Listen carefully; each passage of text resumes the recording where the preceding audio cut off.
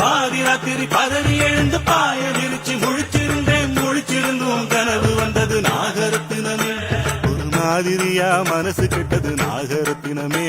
அந்த காரணத்தை தெரிஞ்சு சொல்லடி நாகரத்தினமே.